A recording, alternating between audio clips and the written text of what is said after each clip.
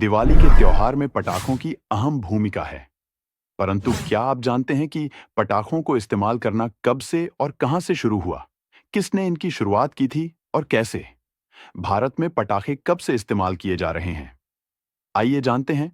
दिवाली और दशहरा के मौके पर देश भर में हर साल लाखों करोड़ों रुपए के पटाखे फोड़े जाते हैं।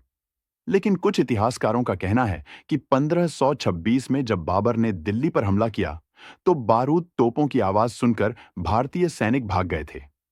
अगर पटाखों की आवाज उन्होंने पहले सुनी होती, तो शायद वो वीर बहादुर सिपाही तेज आवाज सुनकर नहीं भागते। बाबर ने जब दिल्ली पर कब्जा कर लिया, तो जश्न में आतिशबाजी और पटाखे फोड़े गए।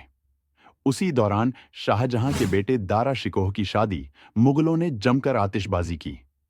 कई दिन तक ये जश्न चलता रहा था।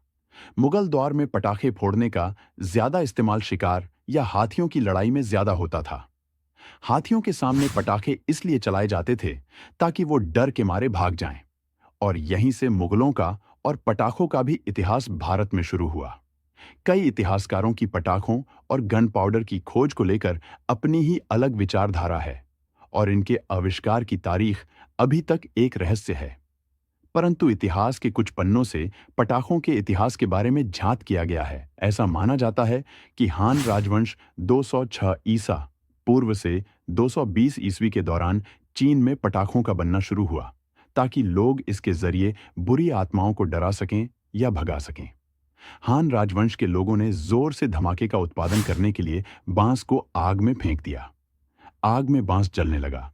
धीरे धीरे उसमें से आवाज हुई और अंत में एक विशाल विस्फोट के साथ फट गया। बांस में खोखले गड्ढे होते हैं जिनमें वायु होती है, जो गर्म होने पर एक बड़ी आवाज के साथ फूलती है और फट जाती है। तो अब आप जान गए होंगे कि किस प्रकार दुनिया में पटाखों का आविष्कार हुआ। पटाखे को इंग्लिश में ब्रिटिश अंग्रेजी में क्रैकर्स को कभी कभी वाटर बिस्कुट या सेवोरी बिस्कुट कहा जाता है।